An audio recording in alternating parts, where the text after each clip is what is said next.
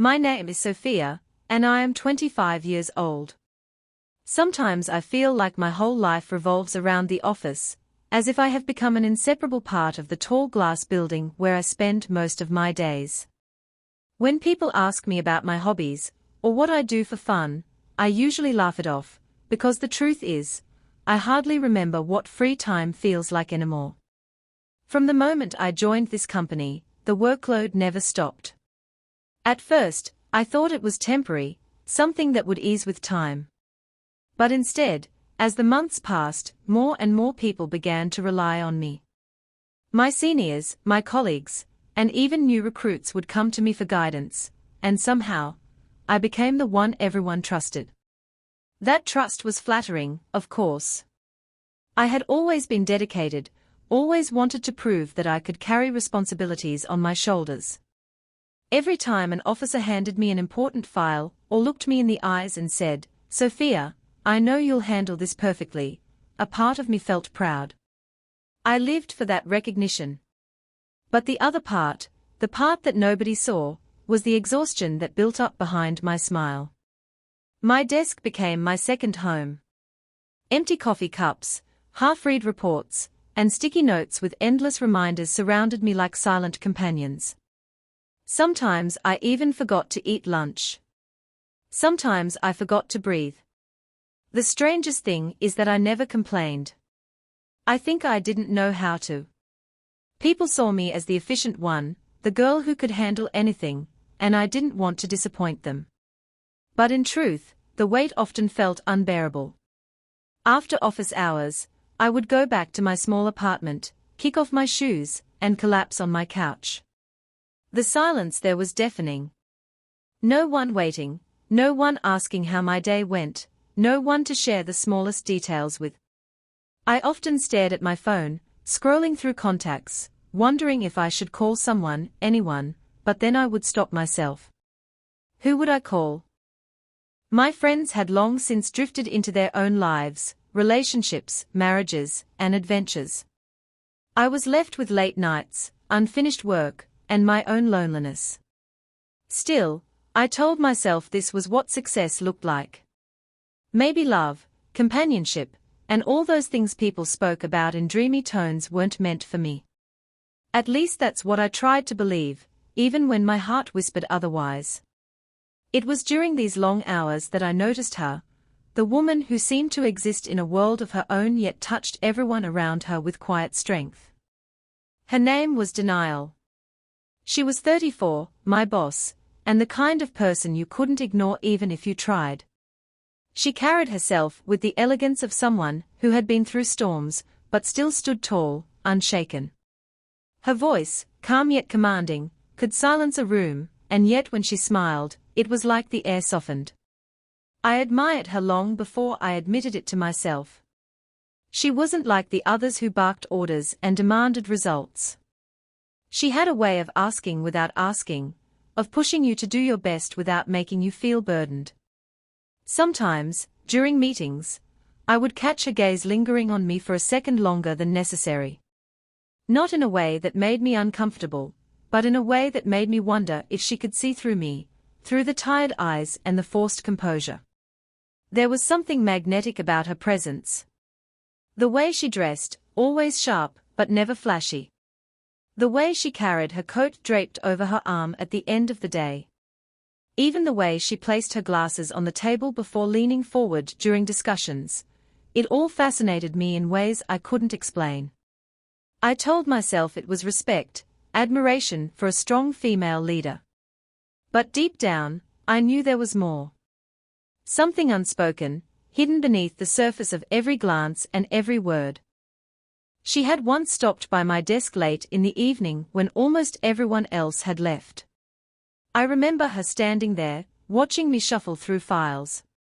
"You should go home, Sophia," she had said softly. "The work will still be here tomorrow." I looked up at her, startled, and gave a tired smile. "I'll be done soon," I lied. She didn't push me, didn't scold me, just gave me a small nod and walked away, leaving a faint scent of her perfume lingering in the air. It stayed with me far longer than it should have. I often wondered what her life was like outside these walls. Did she go home to someone? Did she live alone? Was there someone who waited for her, loved her, cared for her the way she seemed to care for everyone else? I never dared to ask, but the questions burned quietly inside me. And maybe, in some small way, the answers mattered more to me than they should have. As for me, I continued on, day after day, pushing myself harder, letting everyone's trust weigh me down even more. But somewhere in that routine, denial's presence became a strange kind of comfort. Even when she wasn't near, the thought of her steadied me.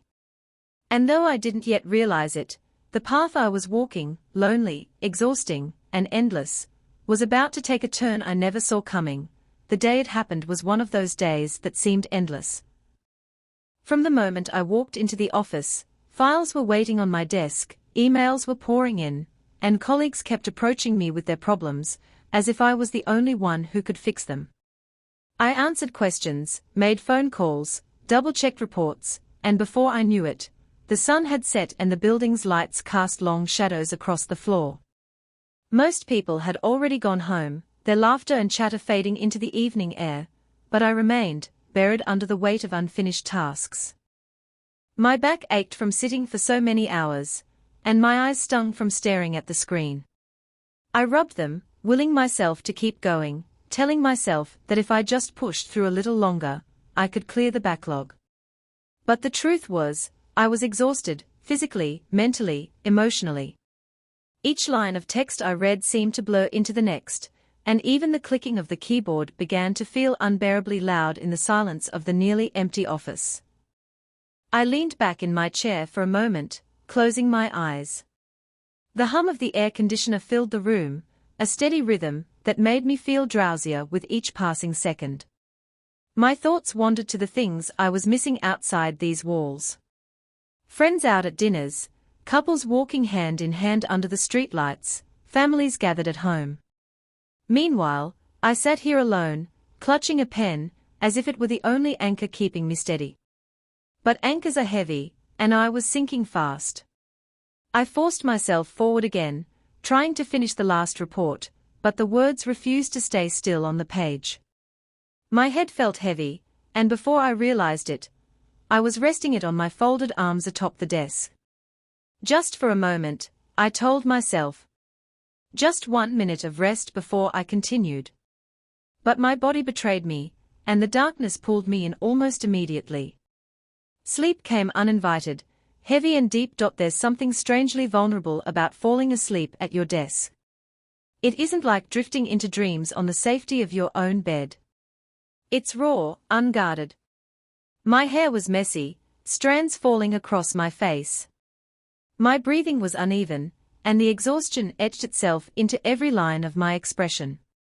If anyone had walked in, they would have seen me not as the efficient, capable Sophia they always admired, but as the tired, lonely girl I truly was beneath the facade. In that silence, my defenses crumbled. I dreamt faintly, of nothing specific, only a hazy mixture of warmth and longing. I don't know how much time passed. Minutes. An hour. The world outside my closed eyes kept moving, while I surrendered completely. And maybe that was the most honest version of me, the Sophia who didn't have to smile, who didn't have to prove herself, who could finally stop carrying the weight of everyone's expectations. Alone in the office, I was fragile, human, and so desperately in need of someone to notice. The desk was hard beneath my arms, and the cool air brushed against my skin, but I barely felt it anymore. Somewhere in the depths of that half-dreaming state, I wished for comfort, for someone to stroke my hair or whisper that it was okay to stop. It was a foolish, childish wish, the kind I never allowed myself when awake. Yet in that vulnerable moment, it became the only thing my heart longed for. I didn't know it then, but I wasn't as alone as I thought. Even as I drifted deeper into sleep, the sound of soft footsteps approached, carrying with them a presence that would change everything. The sound of footsteps stirred something inside me, though at first it blended with the rhythm of my half-dream. It wasn't until I felt a subtle shift in the air, a presence, that I slowly began to stir. My head was still resting on my arms, heavy with sleep, but there was someone there. Even before opening my eyes, I knew it wasn't just anyone. It was her. Denial. I don't know how I knew. Maybe it was the faint trace of her perfume, the delicate mix of something floral and something stronger beneath it. Maybe it was the way silence seemed to gather differently around her, as if the world paused to make space for her presence. Whatever it was unmistakable. I kept still, pretending for a moment that I was still asleep, though my heart betrayed me by beating a little faster. I could almost hear her stop near my desk, the faint rustle of her coat, as she shifted it in her arms. What was she doing here so late? She never stayed this long, or if she did, she worked in her own office. What drew her here, to me? Seconds stretched, and then I felt it, the softest touch, a warmth that brushed against my shoulder. It wasn't firm or demanding, just a whisper of affection. And then, so tenderly I thought I might be dreaming, a kiss. My breath caught. The kiss wasn't on my lips, nor even on my cheek, it was on my shoulder, just above where my blouse rested against my skin. The gentleness of it unraveled me. For a moment, I forgot the exhaustion, the endless files, the loneliness. All I felt was that single point of contact, her lips lingering just long enough to stir something deep inside me. My eyes fluttered open slowly, adjusting to the dim light of the office. At first, everything was a blur, the glow of the computer screen, the shadows stretching across the walls. Then, as my vision cleared, I saw her. Denial stood close, her coat draped over one arm, her expression caught between concern and something I couldn't name. Denial. My voice came out rough, groggy, still tangled in sleep. She gave a small smile, the kind that didn't quite reach her eyes, but carried warmth all the same. You fell asleep, she said softly, as though speaking too loudly might break the fragile moment. You've been working too hard again. I sat up slowly, rubbing at my eyes, my cheeks flushing with embarrassment. I didn't mean to, I muttered, brushing a stray strand of hair from my face. I guess I was too tired. Her gaze lingered on me, steady and unreadable. But there was something in the way her eyes softened, something in the way her lips curved just slightly, that made my chest tighten. You push yourself too much, Sophia, she said. You always do. I couldn't look at her directly. My fingers traced the edge of a file on my desk, pretending to occupy themselves. Everyone depends on me, I whispered, more to myself than to her. I can't let them down. She moved closer then, placing her coat gently on the back of a chair. The sound of it settling was quiet, but to me it felt like the world shifting. Her hand hovered for a moment before resting lightly on my shoulder. The warmth of her touch seeped into me, grounding me in a way I hadn't expected. You don't have to prove yourself all the time, she said. Her tone wasn't commanding, it was gentle, coaxing, like a hand reaching into the dark to pull me out. You're already enough. Her words made me inhale sharply, my heart stumbling over itself. Already enough. How long had I been waiting, without realizing it, to hear something like that? My throat tightened, and I dared to look at her. Our eyes met, and in that instant, something shifted between us.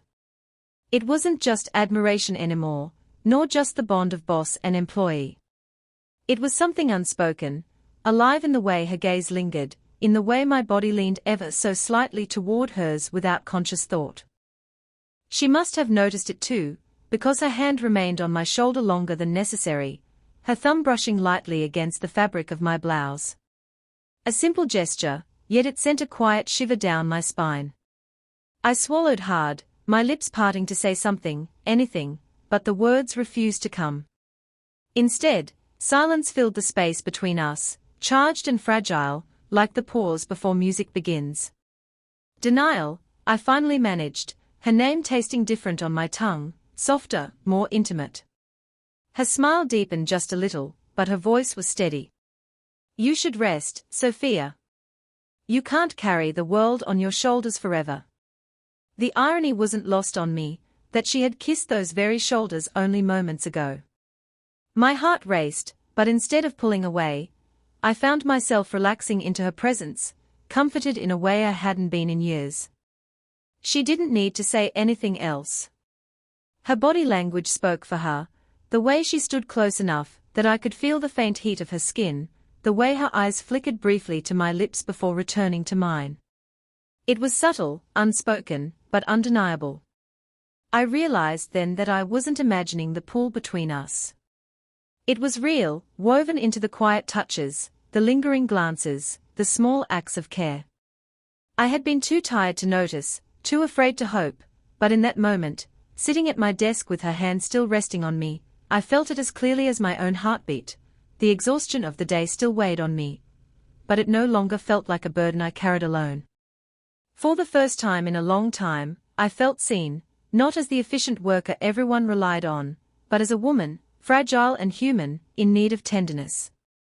And denial had given me exactly that, with nothing more than a kiss on my shoulder, and a touch that lingered longer than it should. Something was changing between us. I could feel it.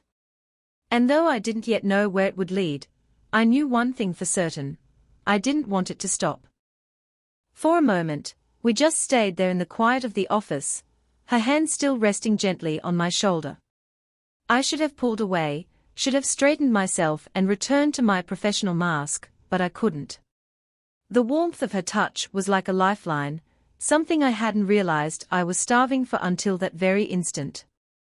Denial's eyes stayed on me, calm and steady, but I could see the flicker of emotion hidden behind them. She didn't speak right away. Instead, she took a slow breath and slipped her coat from her shoulders. I watched, caught in the smallest of details, the soft slide of fabric, the way her wrist flexed, the way she moved with unhurried grace. She folded the coat and placed it on the nearby chair, her movements deliberate, as though she was setting aside not just her coat, but the authority of her position. When she turned back to me, her expression was softer, stripped of the professional composure I was so used to seeing. She reached out again, both her hands this time, and rested them firmly but gently on my shoulders. Her thumbs pressed into the tense muscles near my neck, and I exhaled sharply, almost in surprise. "You don't need to push yourself so hard," she murmured, her voice low but filled with quiet conviction. Her fingers kneaded slowly, tenderly. "Let me take care of you," the words slid into me like a key turning in a long-locked door. "Let me take care of you." I hadn't heard anyone say that to me in years. Maybe never. I had always been the one taking care of things, making sure nothing fell apart, making sure everyone else had what they needed. The idea that someone would want to ease my burdens, even for a moment, broke something open inside me. My heartbeat quickened, thudding in my chest so hard I was sure she must have felt it through her fingertips. I bit my lip, not trusting my voice, because the wave of emotion swelling in me was too much. My eyes closed on their own, surrendering to her touch. The tension in my shoulders, a weight I had carried for so long it had become part of me, began to loosen under her careful hands. Her fingers moved in slow, deliberate circles, pressing gently, finding knots of stress I didn't even know existed. Every touch sent warmth spreading through me, not just on the surface but deep, as if she were reaching into the very core of my exhaustion and soothing it away. I wanted to tell her what it meant, how deeply it affected me, but the words tangled in my throat. Instead, what came out was a whisper: "I don't remember the last time someone did this for me." She leaned closer, her breath brushing against my ear. "That's because you never let anyone see how much you need it," she said softly. Her voice was not accusatory, not scolding, it was gentle, almost affectionate. And she was right. I had built walls around myself, hiding every sign of weakness, afraid to let anyone close enough to notice. Yet here she was, breaking through those walls without force, simply by caring. My eyes opened slowly, and I turned my head just slightly, enough to see her face. She was watching me intently, her lips curved in the faintest smile, her hands still working softly at my shoulders. For a heartbeat, our eyes locked, and the air between us grew heavier, charged with something unspoken. My voice trembled. I don't know what to say. You don't need to say anything, she replied. Her hand stilled for a moment, then gently squeezed my shoulders, grounding me. Just let yourself feel it. And I did. For once, I stopped thinking about deadlines, about expectations, about the endless to-do lists that haunted me. I let myself feel the weight of her hands, the sincerity in her voice, the care in her eyes. My heart was racing, not from stress this time, but from something tender and terrifyingly new. She moved one hand slowly down my arm, not in a hurried or suggestive way, but with the patience of someone who wanted to reassure me. My skin tingled under her touch, and I found myself leaning slightly toward her, drawn by a force I couldn't name. It wasn't lust. It wasn't some wild, reckless desire. It was deeper than that, an aching need to be seen, to be held in a way that made me feel safe. Her closeness didn't suffocate me, it breathed life into me.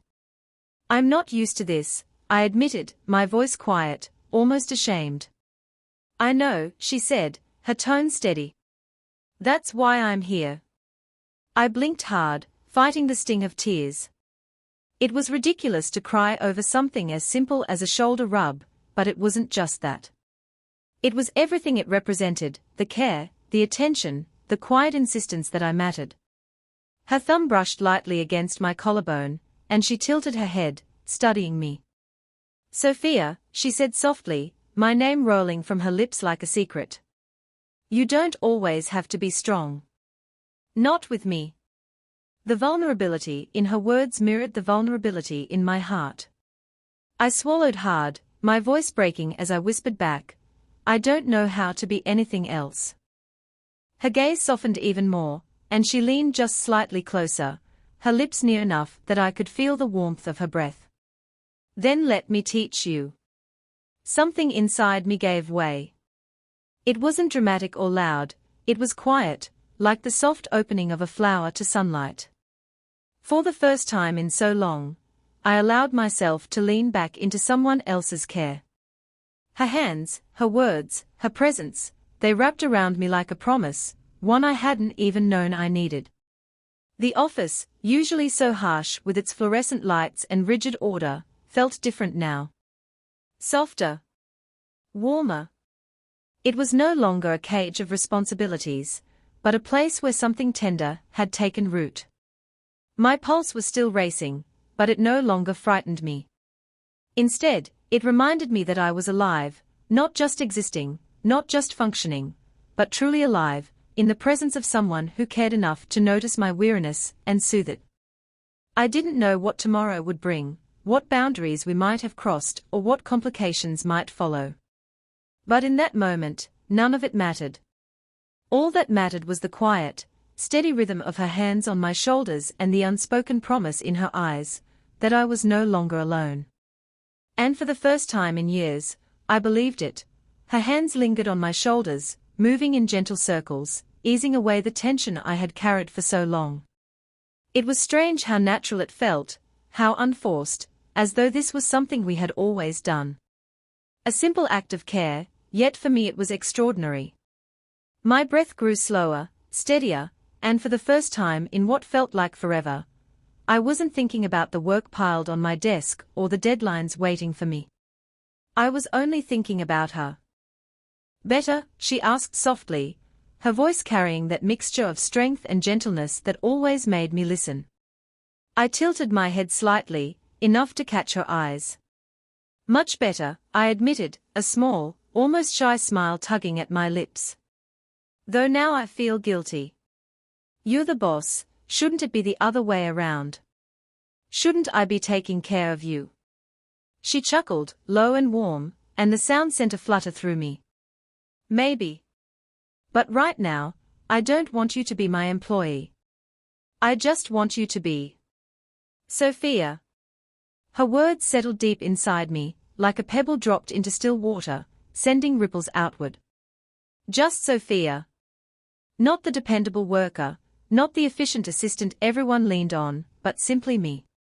I wasn't sure anyone had seen me that way in years. I laughed softly, though my voice wavered.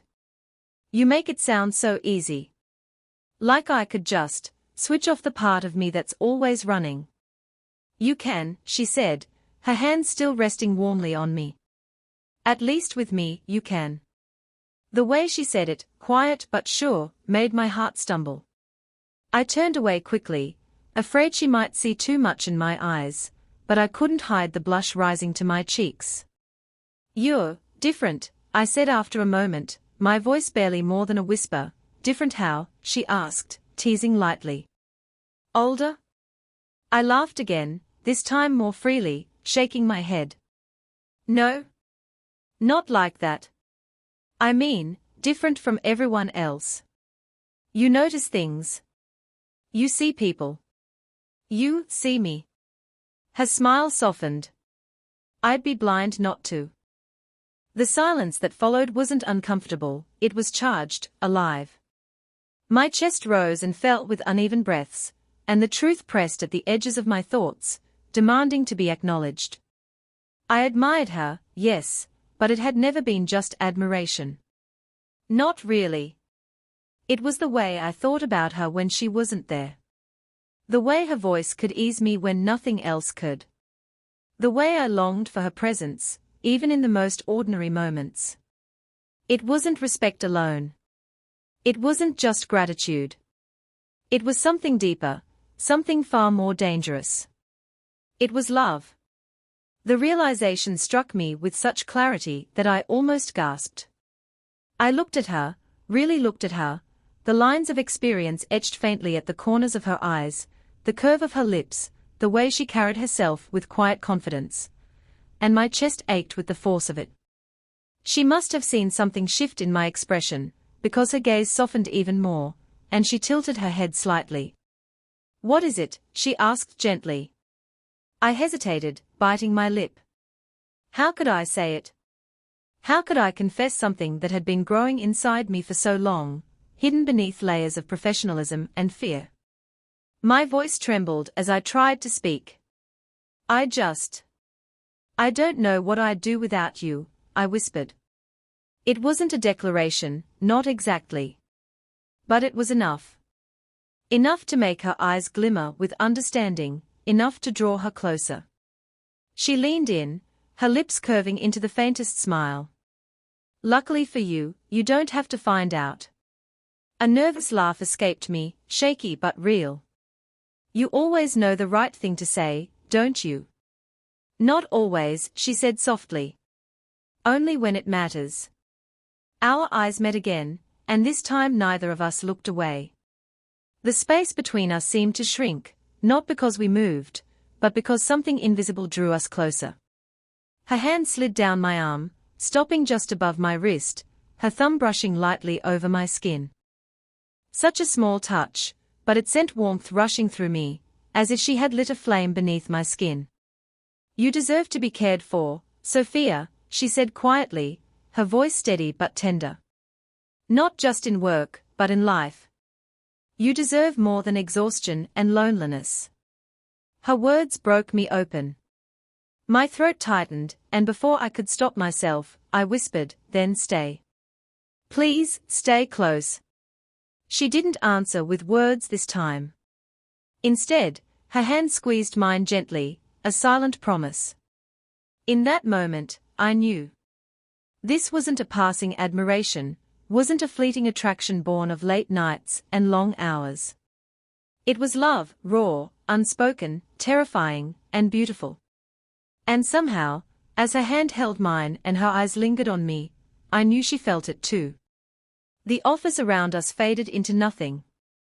It was just her, just me, and the quiet bond that had finally come to light. And for the first time in years, I wasn't afraid of what I felt. The office had always been a place of duty for me. The sharp lines of the desks, the glow of computer screens, the endless ticking of the clock on the wall, all of it spoke of work, deadlines, responsibility. Yet in that moment, as I sat with denial's hand wrapped gently around mine, it no longer felt like the same place. The paper scattered across the table blurred into the background, the fluorescent light softened, and the silence between us was no longer heavy with expectation, but alive with unspoken emotions. It was strange how a room could transform without a single thing moving. The office was no longer an office, it was a cocoon. A safe place where I could finally let my heart breathe. Her thumb brushed lightly over the back of my hand, steady, grounding. I had never realized how much I craved a touch like that, not demanding, not careless, but intentional. My chest rose with a deep breath I hadn't known I was holding, and I looked at her, really looked. Denial wasn't just my boss anymore. She was the woman who saw through my exhaustion, who offered me comfort when I didn't even know I needed it, who had the power to turn a cold room warm just by being near me. She tilted her head slightly, a soft smile tugging at her lips. "You're quieter than usual," she said gently, her voice barely above a whisper. I swallowed hard, my throat tightening with emotion. "I'm just trying to understand how this feels so easy. Like being with you doesn't require effort. Like I don't have to pretend." Her eyes softened, and she leaned closer, close enough that I could feel the warmth of her breath against my skin. "That's because you don't," she murmured. "Not with me." Something inside me loosened at her words. A knot I'd carried for years, made of stress, loneliness, the need to be strong for everyone but myself, finally began to untangle. I hadn't realized how heavy it had been until she started to lift it without even trying. I turned my palm upward, slowly threading my fingers between hers. She accepted the gesture instantly, her hand closing around mine with a warmth that made my heart race. The touch wasn't bold. It wasn't rushed. It was simply right. "Denial," I whispered, my voice shaking. "Yes," she said, her tone patient, as if she already knew what I wanted to say, but was willing to wait for me to find the courage. "I don't want this to end," I admitted. "I don't want to go back to pretending tomorrow that this," I squeezed her hand, "never happened." Her gaze searched mine, steady, unwavering. Then, with a quiet certainty, she said, "Neither do I." The air between us seemed to shift then, thicker, charged, but not with tension, rather with anticipation. My heart pounded, not with fear, but with the strange thrill of being seen, accepted, cherished. She leaned closer, her forehead brushing against mine, and I felt her exhale softly, as if releasing all the walls she had kept around herself too. The contact was so simple, forehead to forehead, but it made my whole body tremble. Her hand came up slowly, cupping my cheek. Her palm was warm, grounding, and the tenderness in her eyes made my chest ache. "You're safe with me," she whispered. A tear slipped down my cheek before I could stop it, and she brushed it away gently with her thumb. I closed my eyes, letting myself lean into her touch, letting myself be held in that moment in a way I had never allowed before. When I opened them again, her face was so close, her lips just inches away. For a heartbeat, neither of us moved. We simply breathed each other in, savoring the closeness, the fragile yet powerful bond between us. And then it happened. Her lips met mine in the softest, most delicate kiss. Not urgent, not demanding, just an offering of care, a promise woven into a single touch. My breath caught as warmth spread through me, a warmth that wasn't just physical, but deeply emotional, reaching places I hadn't realized were starved of affection. Her lips were gentle, patient, as if she was giving me space to decide, to accept. And I did. I leaned into her, returning the kiss with a tenderness I didn't know I had in me. It wasn't passion in the way I'd always imagined romance would feel, it was something else. Something purer. The next morning, as I walked into the office, everything looked the same, the familiar rows of desks, the soft hum of the copier, the faint smell of coffee drifting through the air. And yet, nothing felt the same. It wasn't the office that had changed. It was me. It was us. I caught sight of Denial through the glass of her cabin. She was standing by her desk, flipping through a file, her usual air of composure intact. To anyone else, she looked like the same confident boss she had always been. But when her eyes lifted and met mine across the room, the smallest flicker of warmth passed between us, a softness that only I knew was meant for me. My heart skipped. The memory of her lips on mine, her hand holding me as if I were the most fragile yet precious thing in the world, came rushing back. The thought made me blush, and I quickly lowered my gaze, though I couldn't stop the smile tugging at my lips. I went to my desk, trying to appear normal, but every detail of the morning carried a new tenderness. When she walked past me, she set down a cup of coffee beside my keyboard. "Black, no sugar," she said casually, almost like it was nothing, but I froze, staring at the cup. She remembered. I looked up at her, my eyes wide with a silent thank you. She only gave a small nod, the corner of her mouth lifting ever so slightly before she moved on. It was such a simple gesture, but it meant everything. Throughout the day, our interactions carried that same subtle undercurrent. A shared glance in the middle of a meeting. The way her voice softened just slightly when she addressed me, though no one else seemed to notice. When she handed me a folder, her fingers brushed against mine, brief and careful, but long enough to send warmth racing up my arm. No one around us suspected a thing. To the rest of the office, we were just boss and employee, working as always. But to us, every glance, every small act of care was a reminder of the night before, of the truth we now carried between us. At lunch, I felt her eyes on me when I laughed at a colleague's joke. When I looked back, she didn't look away. Her gaze held mine for a heartbeat too long, her expression unreadable to others, but clear to me. She was watching, she was present, she was mine in ways words hadn't yet defined. It was new. It was fragile. But it was real. Later in the afternoon, as I walked past her cabin, she called softly, "Sophia, could you step in for a moment?" I entered, closing the door behind me. She didn't say anything at first. She just looked at me, her eyes gentler than I had ever seen them during work hours. Then she reached across her desk, her hand brushing mine, just for a second, but enough to make my chest ache. "You're doing well today," she said in a quiet tone that felt like it carried far more than just professional approval. I smiled, my heart steadying. "It's because I finally feel lighter." Her eyes softened even more, and though she didn't say it, I knew she felt the same. As I left her office and returned to my desk, I realized this was the start of something we would have to protect carefully, something we would nurture in small, hidden ways until the time was right to let the world see. But for now, the quiet glances, the subtle touches, and the warmth only we understood were enough. It was the beginning of a new chapter. And I couldn't wait to see where it would lead us. When I look back now, I realize Denial didn't step into my life as just a boss. She became the hand that steadied me when I was drowning in work, the voice that reminded me I mattered, and the heart that quietly leaned toward mine when I had forgotten what it felt like to be truly seen. For years, I had measured my worth through responsibilities completed and tasks delivered. I thought recognition at work was enough to fill the empty spaces in my chest.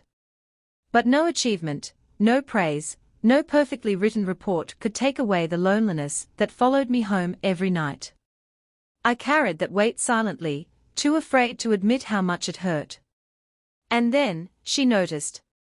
Not because I asked for help, not because I complained, but because she saw me, the tiredness in my eyes, the way my shoulders slumped, the walls I built around myself. She didn't break those walls down with force, she touched them with kindness until they softened, until I let her in. Time moved differently after that night in the office. What had once been endless days of fatigue began to feel alive with quiet moments of warmth. A glance across the room became a spark. A shared smile in the middle of a long meeting turned the hours lighter. Her care wrapped around me in ways no one else noticed, an extra cup of coffee on my desk, the gentle reminder to take a break, her hand brushing against mine, as though she couldn't help reaching for me. Weeks passed, and what grew between us was no longer hidden in just silence or glances. It was in the way I felt braver, steadier, lighter. Denial wasn't just easing my exhaustion, she was teaching me how to live again. One evening, long after the office had emptied, she came to my desk with that quiet determination in her eyes. "Sophia," she said softly, "come with me. I want to show you something." Curiosity bloomed in me, but I didn't ask questions. I trusted her. We left the building together, walking into the fading glow of the evening. The city was alive with noise, but she led me through quieter streets, until we reached a rooftop she had clearly prepared beforehand. The view stretched endlessly, the skyline glowing, the stars beginning to blink awake, the cool breeze carrying a hush that felt sacred. My breath caught. "It's beautiful," I whispered. But when I looked at her, I realized she wasn't watching the view. She was watching me. "You spend every day giving everything you have," she said, her voice steady but soft, as if each word carried weight she had held for a long time. "You work until you break, and you hide your tired heart, because you think that's the only way to prove your worth." Her eyes glistened in the twilight, unwavering on mine. "But you deserve more than exhaustion, Sophia. You deserve love." And she paused, exhaling like she was finally releasing the truth. "I want to be the one who gives it to you." The world seemed to fall silent around us. My heart beat so hard I could hear it in my ears. For a moment, I couldn't speak. All I could do was feel her words, her presence, the truth I had been too afraid to admit even to myself. "Denial," I whispered, stepping closer. My voice trembled, but my heart knew. "You already have." Her hand reached for mine, fingers threading through with such certainty it felt like they were always meant to fit. She pulled me gently into her embrace, and for the first time in my life, I didn't feel like I was carrying the world alone. I felt held. I felt chosen. We stood there for a long moment, our foreheads leaning together, as the city lights shimmered beneath us. When her lips finally brushed mine, it wasn't hurried or desperate. It was soft, slow, filled with everything we hadn't said but had always known. It was a kiss of promise, of care, of devotion, of a future we were both ready to build together. I closed my eyes and let the warmth of her kiss sink into me, erasing years of loneliness in a single breath. As we pulled back, I smiled through the tears I hadn't even realized had fallen. "You've changed my life," I whispered. She touched my cheek tenderly, her thumb brushing away a tear. "No, Sophia. You just needed someone to remind you how much your life was worth. I only gave you what you already deserved." And in that moment, I knew. This wasn't a fleeting affection, or a secret we would bury in the shadows of the office. This was the beginning of something real. Something lasting. Hand in hand, we stood under the open sky, our hearts aligned with a quiet promise. Whatever challenges came, whatever the world chose to see or not see, we would face it together. I had entered her office months ago, as nothing more than a hard-working employee. But now, as I leaned against her shoulder, watching the stars blink into existence, I realized I had found what I never even knew I was searching for. Not just recognition. Not just comfort. Love. The kind that heals. The kind that stays. The kind that promises a future, hers and mine, side by side. And as her lips pressed one last soft kiss against my forehead that evening, I knew one thing with absolute certainty. I was no longer overworked, no longer alone. I was cherished. And loved.